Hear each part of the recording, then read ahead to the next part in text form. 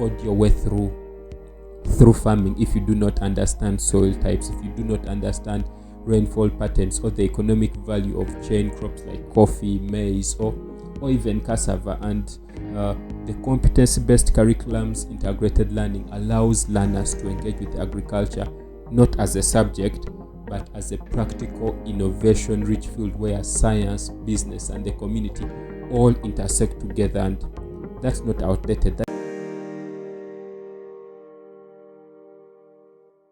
Welcome to STEM Voices Uganda, a podcast where science meets everyday life. I am Kenneth, your host, scientist, and education and development expert.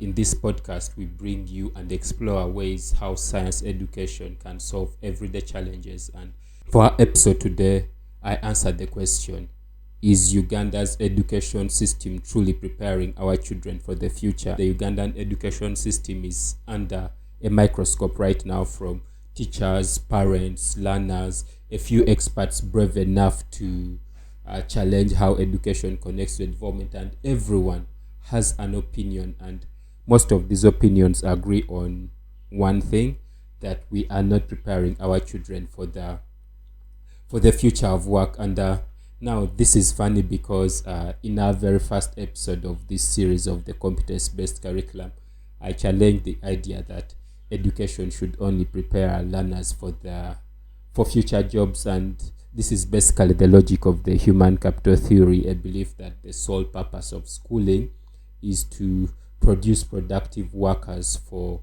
the economy. But I believe that even though the theory is economically appealing, it is deeply flawed. It reduces learners to economic units. It ignores the complexity of human potential and overlooks the vital roles of education in shaping values, in shaping identification, citizenship, and even innovation. And I believe education should not just train workers. Education should cultivate thinkers, cultivate creators, cultivate leaders, and compassionate problem solvers. And I believe this is what the competency-based curriculum is trying to do. But I'll put that aside for now and answer the question that everyone is trying to answer, or the question that so many people are asking of whether our education system is truly preparing children for the future. And to guide this conversation, I'll be engaging with one of the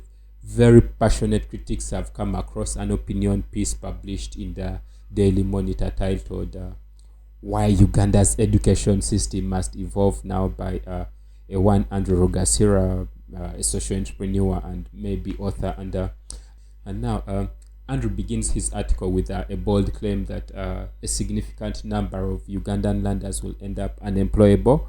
We have always heard about this, and he cites we are teaching irrelevant subjects that apparently do not fit into an AI-driven future. And he even goes further to say that Ugandans will be poor because we aren't teaching digital literacy fast enough.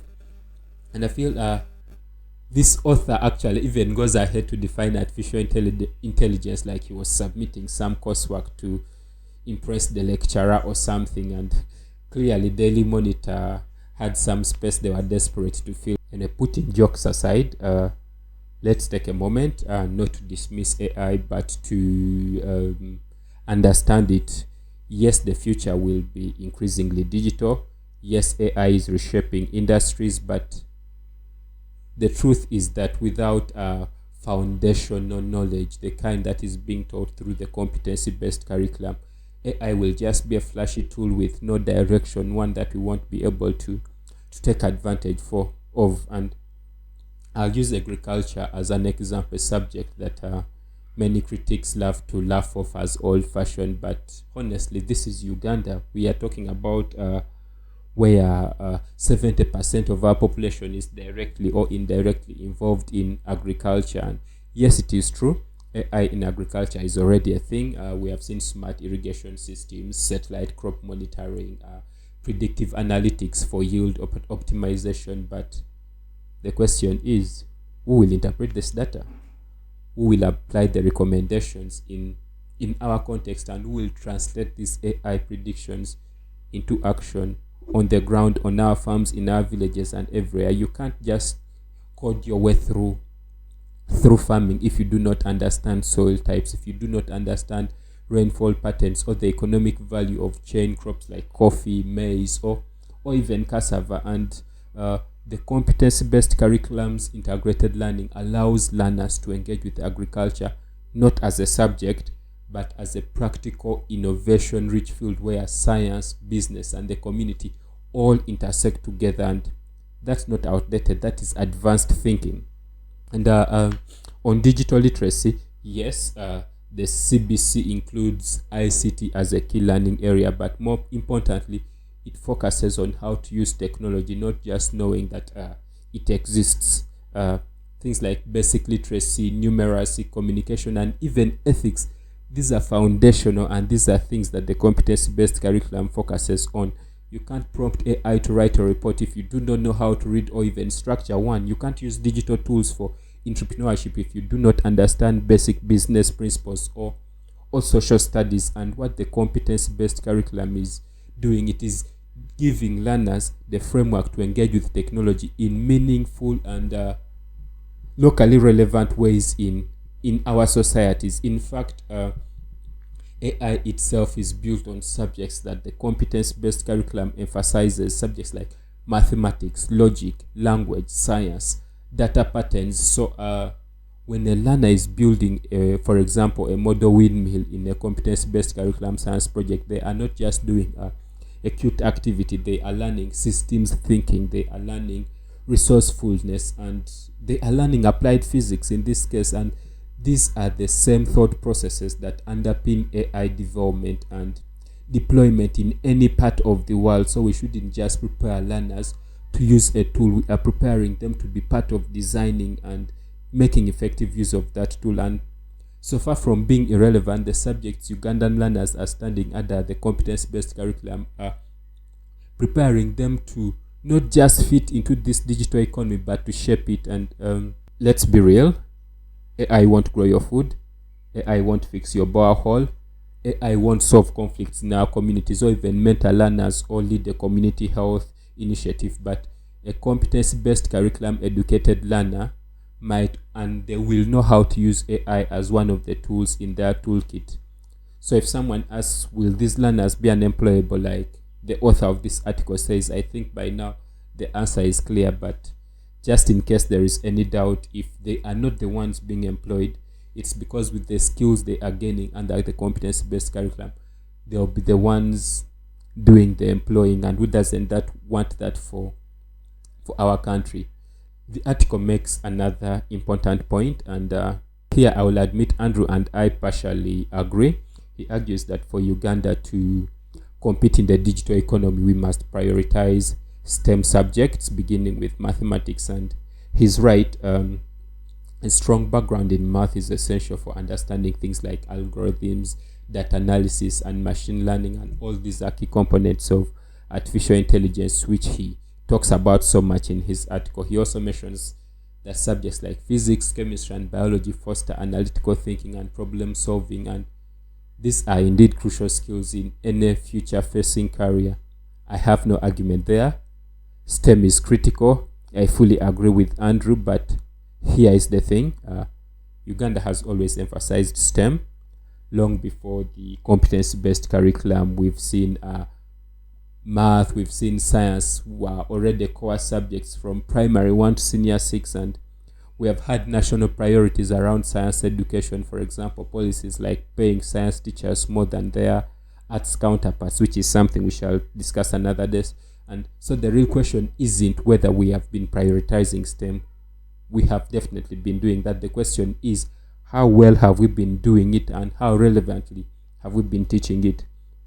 And I feel that's where the competency-based curriculum comes in. It doesn't just teach science, it applies it. And under the competency-based curriculum, students don't just memorize formulas. They are asked to investigate local problems. They are asked to make models. They are asked to conduct experiments and collaborate to find solutions. And a lesson on physics isn't in the past like we used to do just about Newton's laws. It is about how do we build a better cooking stove in our village.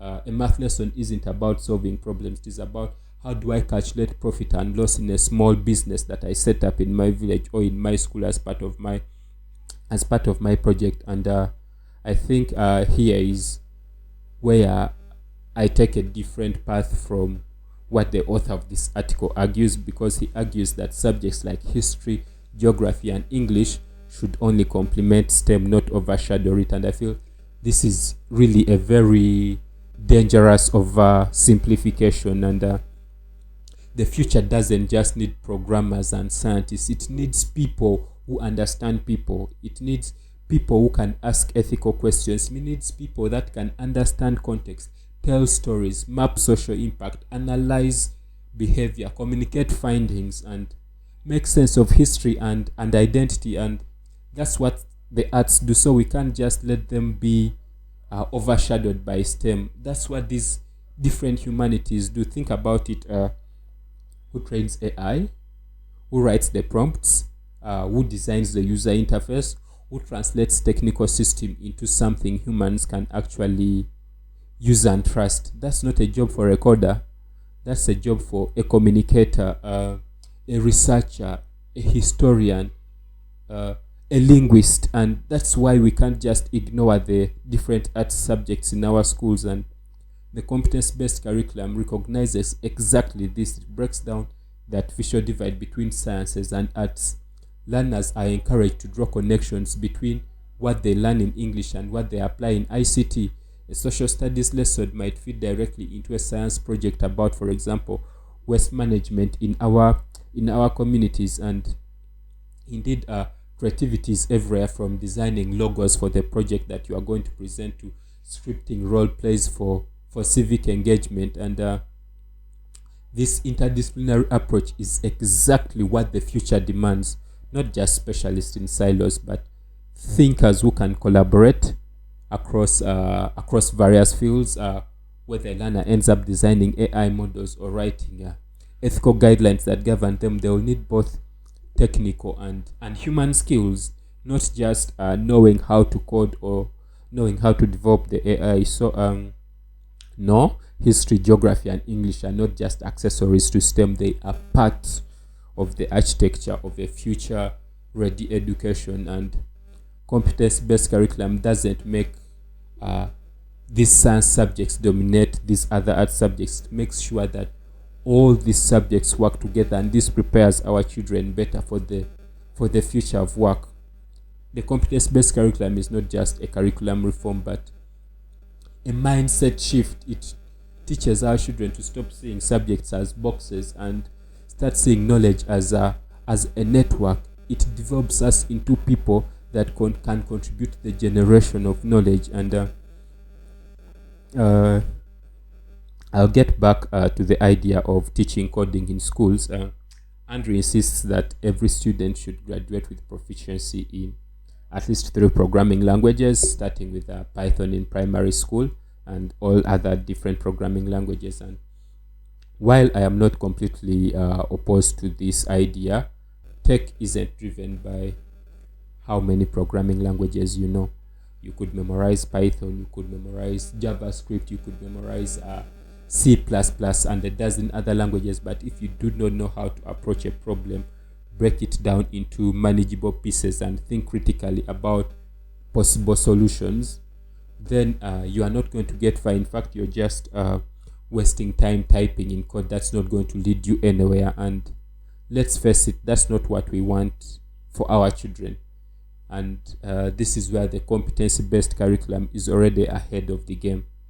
The CBC is prepping our kids for technology by teaching them exactly how the skills they need to excel in coding and in life, problem solving, critical thinking, creativity. And these are tools that power AI, technology, and innovation, not just knowing how to write lines of code like any other person writing anything else. These are the skills that the next generation of tech leaders will need, whether they are coding or designing solutions or marketing products or running businesses in their different communities. And think about it for a minute. Think about the world's top innovators, people like Elon Musk, people like Mark Zuckerberg. they didn't start memorizing lines of code. They started by asking, what problem can I solve today? And when they figured that out, they learned the skills to build solutions, whether it was code, whether it was building teams, whether it was leadership, whether it was setting up a vision. And that's exactly what the competency-based curriculum is preparing our kids for: the ability to ask the right questions and find creative, tech-powered answers. So while Andrew in this article is right to emphasize the importance of coding in the future, I feel he misses the point that without a solid foundation in critical thinking, problem solving, and creativity, coding is just a skill, and it is not a superpower. And sorry, just to clarify, I'm not against teaching coding. In fact, I run this after school coding and robotics classes myself. Kids come in, we go through about 12 lessons, they work on projects, and at the end they present their own questions, and it is very awesome watching them see their own work come to life, and this is incredibly rewarding for them. And if you're a parent watching this and are interested in getting your kids into coding, I offer these classes, and I would love to help your child get ahead in the world of tech. It's affordable, and the money generated from each student helps me to fund and run lessons in underprivileged communities where they do not have access to technology and laptops that they need to advance in such areas. Let's put a pin in the article for a moment and zoom in on what matters most: the competency-based curriculum.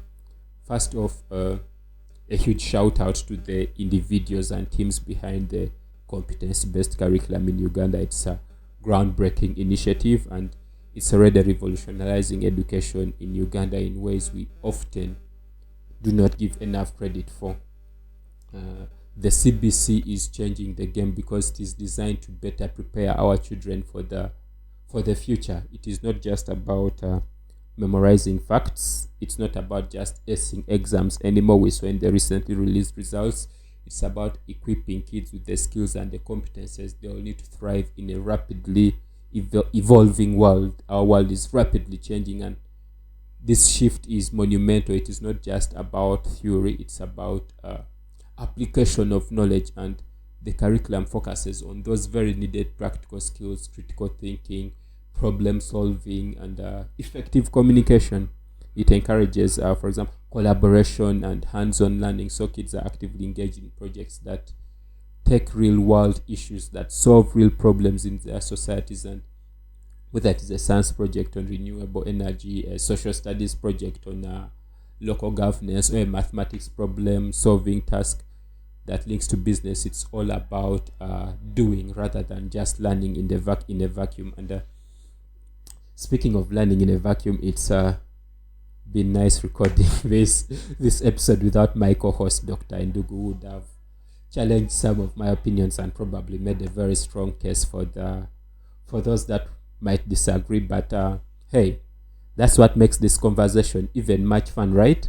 I'd love to hear from you. I'd love to hear what you think, and please drop a comment and share your thoughts. I am all ears. And don't get me wrong, the competency-based curriculum is making great strides, but there are still a few challenges we need to address. For example, teacher training has been a huge gap. We saw just a very small percentages of teachers trained on using this competence-based curriculum, and they're expected to transition from traditional methods to more interactive ways without proper support and professional development. And this can be a very tough transition. So we need to equip our teachers with the right tools, with the right resources. We need to have continuous training to fully realize the potential of the competency-based curriculum that we are now seeing in our schools. And then there is also the question of scaling it. The competence-based curriculum, I feel, currently operates well in some areas, but we need to ensure that it's reaching every single child, no matter where they live, no matter their family income, no matter their geographical location or the tribe they speak. We have to break down those barriers and make sure that no child is left behind. Education is a right for every child. It's not just a privilege. And still, despite these challenges, I firmly believe that Uganda is on the right track. The competence-based curriculum is exactly the kind of forward-thinking reform we need to ensure our children are ready for the future. The curriculum itself is strong. It's, however, how we deliver it and make it accessible that really matters. If you've got thoughts, comments, or just want to disagree with me on a few things, please don't hesitate to leave your comment, your feedback. This conversation is just getting started. Thanks for listening to STEM Voices Uganda, and as always, keep learning, keep growing, and let's build a brighter future together.